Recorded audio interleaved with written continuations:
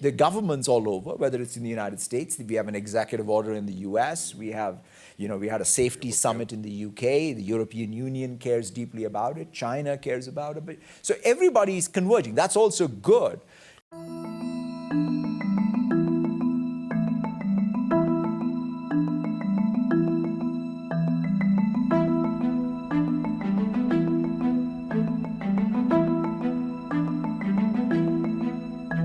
At this point, these are global challenges and require global norms and global standards. Otherwise, it's going to be very tough to contain, tough to enforce, and tough to, quite frankly, move the needle even on some of the core research that is needed.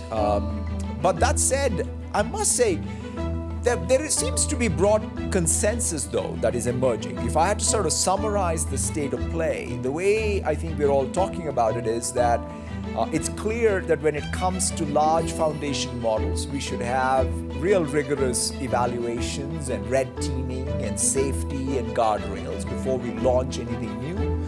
And then when it comes to applications, we should have a risk-based assessment of how to deploy this technology.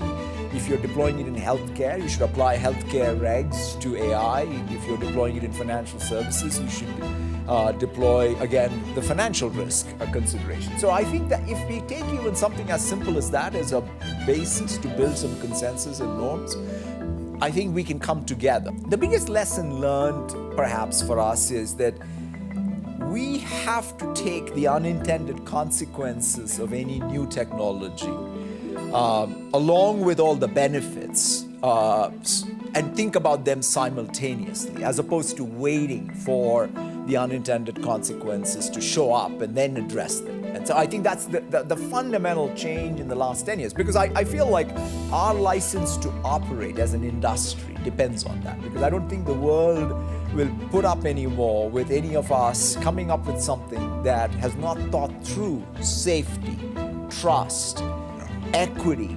These are big issues for everyone in the world. And so I think, and this, by the way, is not new for many other industries, but it is a little new for the tech industry, and we have to sort of raise up to the occasion, if you will.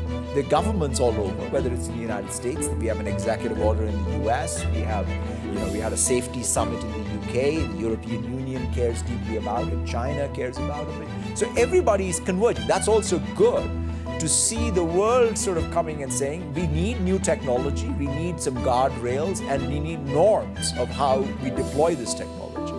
And that, I think, that combination of private innovation with safety first approach to engineering, I would call it, and then regulation that allows us to ensure that the broad societal benefits are amplified and the unintended consequences are dampened, I think is going to be the way forward.